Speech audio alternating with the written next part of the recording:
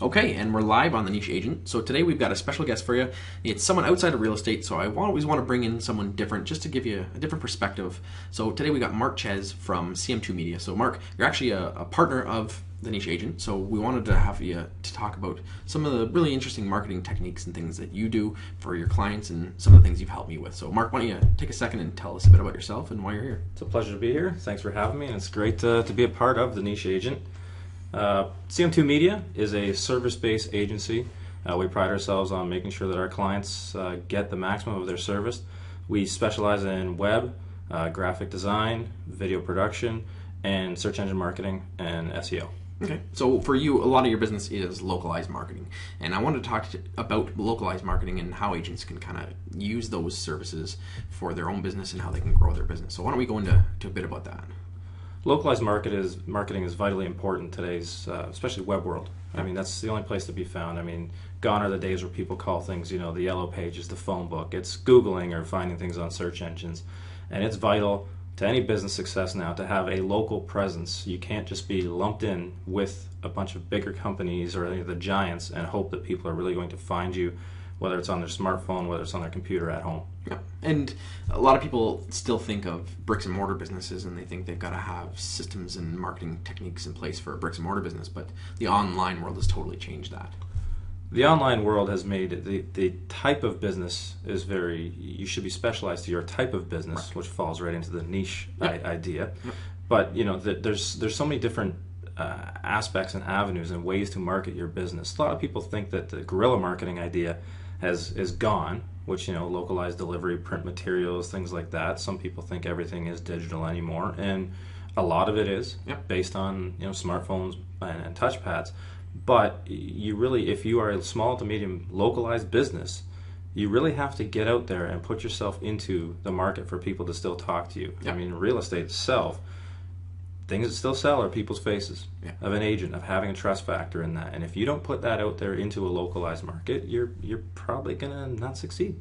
And that's funny because you mentioned about everything shifting to digital, because I found even lately I've shifted a lot of my digital marketing away from digital marketing. I've shifted away from doing as much digital marketing because everyone has gone to websites, email marketing, things like that. And what I found a lot of success with print advertising now, in different ways and different avenues to reach people, or going door knocking, door to door, and making that presence localized, has been huge because it's almost like there's no competition now because people have right. Well, a lot of direct mail campaigns would be a prime example. That email campaigns are critical in today's in today's digital marketing. If you don't have an email campaign, well, you're not going to have direct contact with your customers unless it's completely on social platforms. But a direct mail campaign, depending on your business and what it is, and if you have, if farming is your thing, getting into farmers' mailboxes with on that exact stamp, direct address, you can deliver right to the people, and people's mailboxes aren't full like they used to. Exactly. They're not full of what's now called spam in your email box. You're not getting as much of that in your mailbox. Yeah. So I do want to talk about a lot more of the online stuff because that is the shift, but we'll talk about, when we talk about some guerrilla marketing, things like that, we'll talk about some print and offline marketing too. But with the online, where do you see the future of real estate going for marketing? Future of real estate, clearly localized, as far as where your Google ads, your Facebook ads, how you get word out there. Hoping social sharing is incredible, and the direct. I'm sure people are sick of hearing about social media and that loosely used term social media, but from a direct audience, from how many people you impact, how many impressions you get. You think about it from a billboard standpoint when you drive by it. Billboards can be very impactful, but you drive by a billboard, how many cars drove by a billboard? And if it's the same billboard over and over, it can be ignored or reinforced depending on what the market is. The same thing goes for social media, but you're going after those, instead of being 100,000 cars, it's 100,000 people that are directly interested in you. Right. You target them, and so if you're selling a house in the GTA, whichever area, I mean, you can focus to your specific buyer, the type of person that you want to sell to. Look at how people list themselves as a buyer or a seller.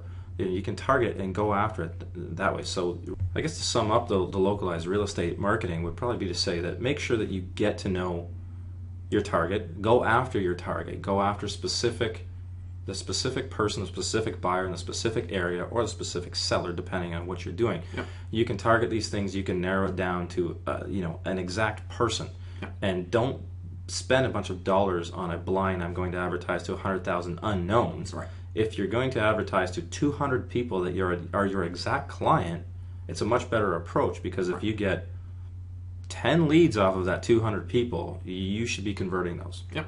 It's actually fun. We just had Virginia Munden on the show recently.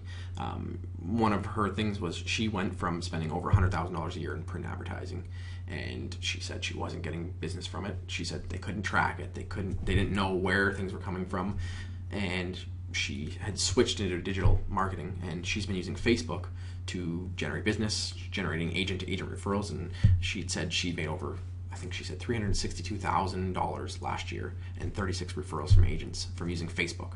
So she cut out $100,000 out of her marketing budget and put it into building relationships online. So for her, she said it wasn't just the online marketing, it's using the online marketing to now build relationships with people and get in front of those ideal people. The most critical thing that I find in business is still the face-to-face. Yep. If you want to do everything digitally, you'll probably get lost in the shuffle. But creating those leads gives you, you now have a voice with that person. Set up a meeting with them, still go talk to them. Yeah. That's going to, especially from a real estate standpoint, that's going to help your sales out a lot. Yeah, and again, like you said, you can choose that target audience. So if you want to work with high-end clients, you can find high-end clients out there. If you want to work with first-time buyers, if you want to work with people who like hockey because you're close to an arena, whatever, you can choose who those people are. And localized online advertising, let's just not stick to Facebook. Google Ads or LinkedIn, you really got to evaluate where your money's going to be spent best, how many people you want. Are you is it about getting your name and brand out there as well as your listings? Right. What is it? Because if you're looking for just direct sales, LinkedIn can be a nice cheap way to get right to people's, right on their pages. Yeah. Where Google Ads, you can spend a lot of money needlessly. So you really got to have a good focus on what it is you're going to spend, know your budget, and your expectations should be real. And it's a good point, because earlier, before we were recording this, we were just talking about the different social media outlets that you can use. I think part of it is knowing what your niche is and then picking a strategy that works around that. So if you're going to be marketing to executives or professionals or a certain demographic of people, LinkedIn could be the good option. Or if you're going to go after someone who likes a certain type of interest, golfing, because you're selling golf homes, then Facebook may be a better one. Or if you're looking for people who are searching for a certain type of property, first time, or condos, then Google pay-per-click ads may be a good thing, because you can get in front of them that way. So your strategy is definitely going to depend on who. And there's so many different ways to do it, whether it's the visual, the text ads. If you're going to do the retracking on different websites, I would advise to not just jump in headstrong and think you're just going to spend, say you've got $10,000 to spend on online ads. Just don't go spend $10,000. Do your research and narrow down the campaign. It's going to be the best way for a localized approach. So for you, obviously, part of your job and your business is to help other businesses do this stuff. Do you think agents should be doing this on their own? Because I know a lot of people, especially with agents, we are headstrong people and we think we can do everything. For me, I know a lot of agents maybe aren't so tech savvy. Right, and anybody can create an online advertising campaign. We get this question asked a lot, like, why would we pay you to run our online advertising campaign? And there's a lot that goes, you can get a lot of money lost in the cost per click, especially on Google. With Facebook now you can too, the cost can run away from you. You can get lost in your targeting. We can run timing sequences for you when you're running your ads, when you're not. There's a lot of money you can blow, and it doesn't need to be lost that way, where we can handle the whole campaign, give you the confidence, show you the results, and then you take those results and let's go on to the next plan from it. So yeah, I would say unless you really know what you're doing and how to properly target, hire a professional. Yeah, and we use the line when we're working with clients, we say hire a real estate agent professional. You wouldn't sell your own home. You want to hire someone to do it because they know. So now again, just like some people can sell their home themselves, some people can do their ads themselves. But as the majority of agents out there, they don't have the time, the expertise, or the energy, or the know-how to do that. There's that real estate board commercial out there now where the anti-terrorist unit comes into people's bedroom, and it's so true. You should have, if you would have had an agent, you would have known that this house had a problem. And that's the same thing. We can identify some issues with what you think you should be doing to save you money. And at the end of it, it's like we say with clients, it's how much money you're putting in the bottom dollar in your pocket. And it's the same with your online ads. If you have X amount of dollars, if you have $1,000 a month budget, it's the results that you get from that. Not the how much return you're on spending. investment is always the key, and that's where people get lost kind of with social media. They get obsessed with things like likes. Right. You and I have talked about this, about the niche agent, and the obsession should not be with the likes. Right. It's the people that are following you that actually like your page, the people that are engaging, who's sharing your stories, who's taking part in what, who's listening to the podcast, who's going to YouTube, right, and then telling the world about it. So now, I mean, like you said, a lot of people you throw around the word social media, and it's one of those buzzwords. I almost think it's kind of dying down now. I hope, because it's something every agent you talk to says they got to be on social media. One of the things which has had staying power is search engine optimization. It's changed, the effects of it and how it works, but can you talk a bit about how that is important for real estate agents and how they could take advantage of some social media? Well, there's nothing more important than, like we say, Googling now is the term. Yeah. Now, if I'm looking for a home in Burlington, Ontario, I'm naturally going to probably say homes listed at between whatever price, Burlington, Ontario. Right. Well, if that home can't be found on that search engine, you're probably losing out. Right. There's multiple different listings engines out there for real estate.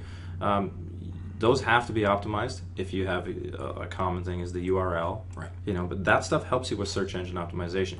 If you're not going to get involved in search engine optimization, especially within your own website, you'll fall behind. Right. I won't. I've been a recent home buyer, and I would not have found my home if it weren't for the ability to be online and where I bought it. And I was looking for, new home builds in the area I live in. Yep. And one of the first things that popped up, checked it out. Very nice visual presentation, and there was a sale. And unfortunately, just for the listeners, Mark bought that before he met me. Otherwise, he would have bought it with me. That was through a builder. Okay, so I know there's been changes with search engine optimization, and it's getting a lot more away from the spammy stuff, which I think is a good thing.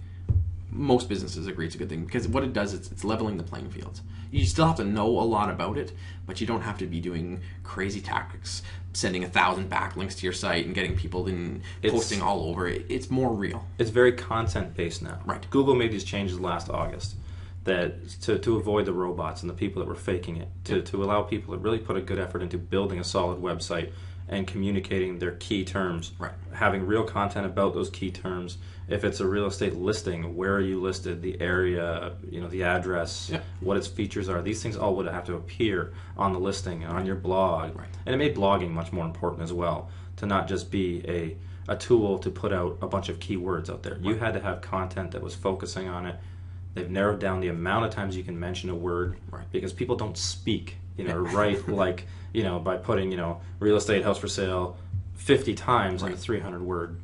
Unless it's the niche agent, because they're always talking about that. That's right.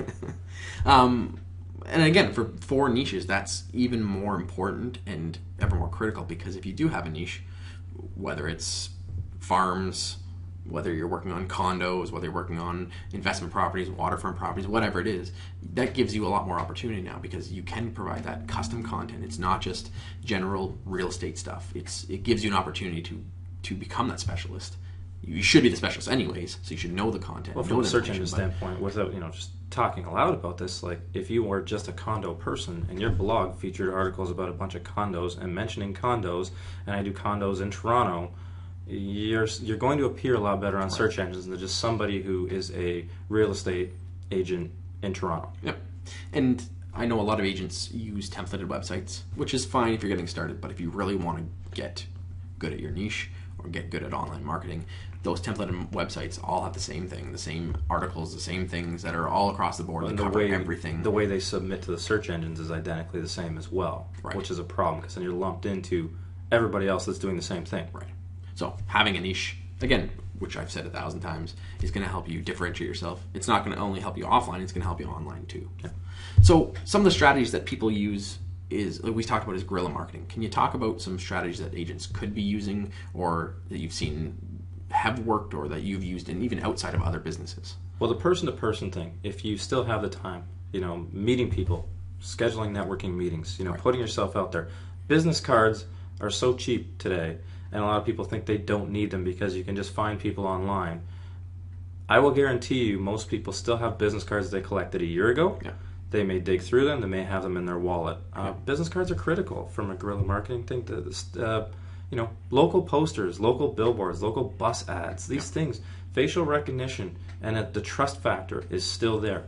Digital advertising, localized digital advertising, and I'm referring to like LCD screens that are in your local, license bureaus, medical buildings, anything like that. That kind of stuff is a new wave version of guerrilla marketing because that's very localized. They target, if we're in Burlington, I'm going to go see, at this Burlington Medical Center where I can go get a pizza in Burlington, or, that kind of thing. For niche agents is listings can be very key on those kind of, because you have a dedicated audience that's typically bored out of their mind, waiting too long in a medical center or wherever these signs are. You can catch a person very easily, and they're very affordable. Right. So that's a kind of a new wave way of doing it. And I think too, again, it depends on what your niche is and what your audience is. I have one of my coaching clients has they're working on becoming the community ambassador for their neighborhood. There's 400 or 500 homes in their neighborhood, and she's heavily involved in the community. Her kids go to the nursery school, or went to the nursery school. They play baseball in the park there. She's involved in some of the community organizations. So her marketing is now spent in that neighborhood. Her presence. Exactly, and she's making herself be that community ambassador. So people say, oh, print advertising is dead. Well, no, because her print advertising is going specifically to that neighborhood, to those people who already know her, like her, and trust her, and just reinforcing that she is that professional. For what you spend on print nowadays, to reinforce something and be that face out there, it's very affordable. Right. But, again, it has to be strategic. It can't be just blanketed. A lot of people spend a lot of money on print advertising without a strategy or without a market in mind. That's a waste. So, I'm sure you see a lot of it on your end. With guerrilla marketing, where do you see people making mistakes then? One is just literally saying, okay, I have 100,000 flyers, I need them delivered, and going to Canada Post or wherever, U.S. Post, wherever it's going to be, and just saying, I need these delivered to an area. Right. Well, that's problem number one. Problem number two is if you think you're going to deliver 100,000 or you only have a budget to deliver 100,000, you should probably do 25,000 4 times over. Right. People don't gravitate to somebody typically the first time they see them or see a flyer. You've got to have a presence established with them. You've got to become somebody. To do one drop-off wherever it would be, or one appearance at some kind of networking meeting or anything like that, you've got to be repetitive in what you do. So whatever you think your budget is, either quadruple it or divide it by 4 and do it 4 times. Yeah. And it's funny because I've talked about my friend Adam on the show a few times. He has a little farm area, and it's, I think, 230 homes that he's been focusing on. He started last June, and he's now on his, I think, 7th listing in the neighborhood. He'll probably do about 10 deals, almost about $100,000 in business from this little neighborhood. And he said, I'm going to focus on this little neighborhood because I can have the budget to do it for an entire year. I'm going to put away that money and do it over and over and over again. And people laughed at him and said, oh, 230 homes are ridiculous. Why would you do it? Go bigger and spend more money. He said, no, I'm going to stay focused. And now everyone's coming to him going, Adam, how'd you do it? How'd you do it? What are you doing? What he just said. I started small. I knew what I was going to spend. I had a budget for the year, and this is how much I put away for it, and it's paying dividends. Have a key focus and be patient. Yeah, especially with something like guerrilla marketing. Yes, that's a mistake that a lot of agents do. Is they give up. They do it for a month or 2 months, and they go, oh, it didn't work. Impatience will bring you down in the business world.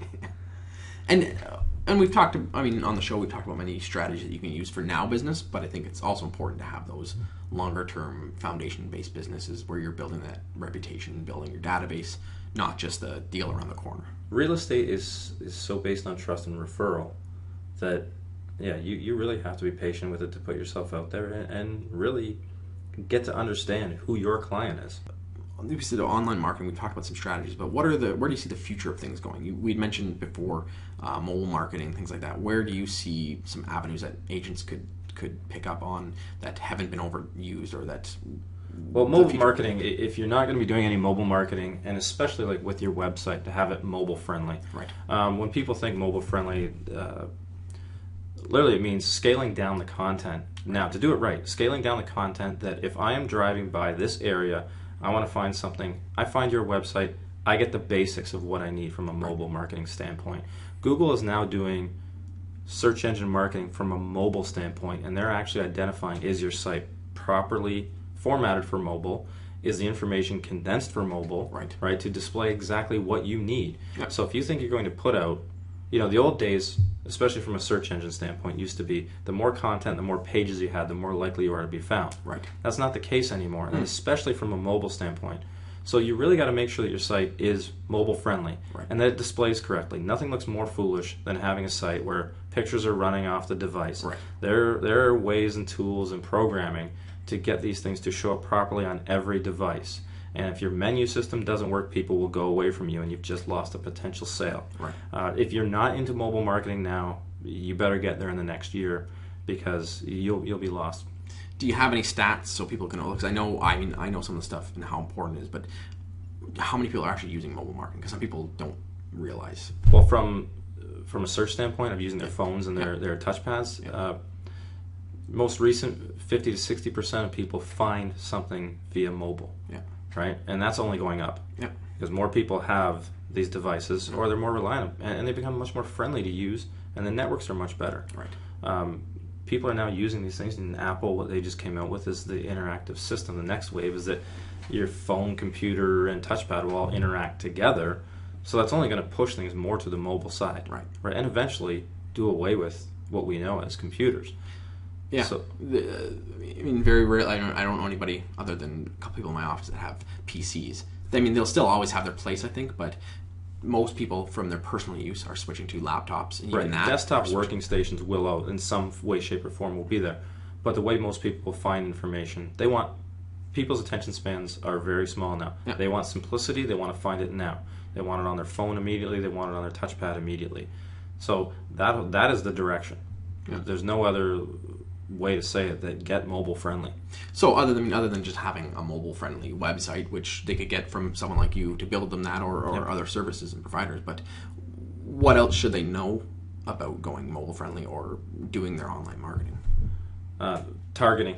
Okay. The key is mobile targeting, right, for sure, and not trying to cover broad ranges, broad areas. Don't try to be the everything. So be a niche. Be a niche. Oh, it's as far as mobile goes, for sure. You gotta be. If you just drove off the highway and you want to find something specific, you've got to be that specific person that's number one being found. And especially on mobile, based on the device size, nobody's going to scroll through 10 pages of search engine results. Yeah. They're going to find the first 1, 2, maybe 3. Yeah. You've got to be that. It's funny because you just mentioned that pulling off and trying to find something. My best friend and I went camping this weekend, and we were driving up and we were pulling into this town we've never been in. And he's like, "You want to get some lunch?" I said, "Sure." I said, "Where do I don't know what's around here." So he pulls up his phone, and on his phone it had little dots with all the maps and all the restaurants, and he just went, "Oh, there's Harvey's, there's Wendy's, there's whatever," and we picked the thing because it was on the phone. Right. There could have been other restaurants who didn't have mobile-friendly sites, and we missed them, and they could have been great. Yeah, but we found the one that was there because it was there. Yeah. You've got to make sure you're getting on all your mapping tools. Every one of those map listings that's out there. If you want to be found, and that includes all of your real estate listings. Yeah. So right on your website. Okay. So what are some strategies then that people can start implementing if they're not fully ready to go into it? What can they be doing then to get more localized and more targeted? I would say that really you've got to get down to the basics, right, of what are you trying to achieve, and focus on that from your content, right? Don't try and be everything. Don't have a blog written on 40 different topics. Right. Narrow down your blog, because blogs are still invaluable to search engines. Yeah. Right? Narrow down what you are. Right? Figure that out. That will help you get found from, if you're just talking basics of somebody without hiring anybody, right, how you can help yourself. I would strongly advise against mobile plugins to your site. Have a professional do your mobile site. Right. Get your site mobile though. Yeah. Because if you're not, people will just avoid you. People get frustrated, right? So I would definitely suggest that. And then if you're going to be doing a basic online advertising campaign, focus on, let's just use a Facebook campaign as an example. Right. Focus on your narrow market. Don't go to 50 miles away. Try and get your localized people to build up your reputation. They can find you in any way. So if they click on you on Facebook, everything's got to be optimized to then be mobile friendly and close to you. A lot of people will try different online strategies. I was just teaching a class a couple weeks ago, and one of the agents had asked, she said, "Well, how do you know what strategies to do? Because I've tried a bunch of them and none of them have worked for me." I know lot of agents have that new bright shiny object syndrome, and some new marketing thing comes up and they try that and they try this and they try that. What's advice do you give to someone, like how much time should they put into it before they say it's good or not, or how much money or how much energy should they time and budget are going to be the two big questions. And a lot of people don't, like when we sit down and first talk to them, one of the questions I have is, what are you prepared to spend? Right. And it's not because I'm going to try and take all of your dollars. I need to know, what is it that is this realistic? Are your goals realistic? So have goals and have a budget. We can meet you somewhere with it. Yeah. But if those goals and budgets meet somewhere, we really got to try. You probably implement a couple different strategies to go online, and then put those dollars in there and give it a good 3 months. Right. I mean, if it's not an immediate campaign, you've got to give something online a good 3 months. Yeah. Just from a search engine standpoint, things don't take off the second you put them out there. Yeah. Video is very powerful, right? So a budget for that, and YouTube is powerful from a search engine standpoint. But let's make sure that you've got a timeline set that can be optimized properly. Right. Too many people expect, I just put up a website, I just put up a blog, they want feedback immediately. Yeah. And it doesn't work that way. Just because you can instantly put it up doesn't mean you're going to get instant results. No, and you've got to get traction from it too. Yeah. Like when it's read once, well, you hope that it gets shared and read again. But don't rely on other people. You've got to make your own push too. And again, going back to the niche, it's important to have I always say pick a couple of strategies and target things and work with them. I was talking with an agent a couple months ago, and he'd said, well, I need to be on every social media platform out there because I need to be seen as much as I can. And I said, no, pick one or two. If you want, and if you're going to use Facebook, be the Facebook guy and learn everything you need to know about Facebook and go deep with it. Yeah, too many people want to be on Facebook, Pinterest, LinkedIn, Twitter. That takes time. Yeah. And if you're not going to be good at things, and if you're not going to be gathering audiences, organic gathering of audience as well, and having people want to put, especially in business with their social media pages, all they want to do is sell. Yeah. People aren't interested in the hard sell unless they're looking to buy that. Right. But I may see you have a good content about a local area, a blog post you wrote, some good photos on that. You shared that on social media. Now I may follow you. Yeah. And I may look to you as now the expert of that area. But you can't do everything. You can't be an expert at everything. And being everywhere is, you're going to exhaust your dollars into places they shouldn't be. Yeah. So if you want to do a search engine optimization campaign and a Facebook campaign, okay, stop. Right. That's where we start. Yeah. As your business grows, maybe you look to expand it a little more, or spend a little more money on building your platform within a Facebook, within Twitter, right? But to try and do everything all at once is one of the most critical mistakes, especially people starting out do. Yeah, and I tell people is you gotta get it to the point where you can automate it, and once it's kind of not an autopilot, but it's running itself, then you can take over something else. But until you get to the point and you can't, if you haven't tracked it, if you haven't got predictability from it, then you shouldn't be moving on yet. Right, and what we do for a lot of our social media clients is we create a monthly calendar. Right. And it's a flexible calendar because you never want to be caught with your pants down of talking about a topic that is, insensitive at the time or something just happened in the news. But you create a calendar that's flexible, that has some things that people will, blog posts that people will be interested, little facts about the industry. Like we have a mall client, so we're doing Mobile Mondays because they have 7 mobile sellers within the mall. So Mobile Mondays is going to give you the latest facts about the mobile industry. Right. So it's an indirect sales pitch, right? But people are also getting the newest thing that's coming out. It develops a little excitement about that. Right. The real estate market is no different. Whether it's your condo market, new types of buildings coming out, what's being built. Even if you think to being a new homeowner, think of like heating and cooling systems and what's worth getting in your home and all these things.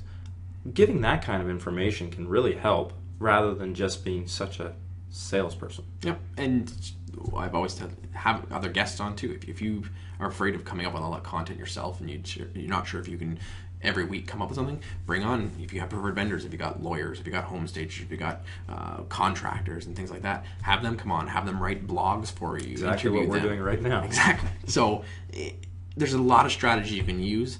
Pick a few strategies, master them, and get good at them. And one of the things with from a networking standpoint and a business tip alone, the give and take is huge. Yeah. Offer something to somebody and they will often give you something back. Yeah. Right? And if people would have their own online audiences, leverage their audiences with something that you're providing for them. Yeah, absolutely. Okay, well, let's wrap up quickly. So why don't you I always ask people to give their golden nugget. So if someone's just kind of getting started and they're learning, they want to get involved online, social media or website, what's the best advice you'd give someone?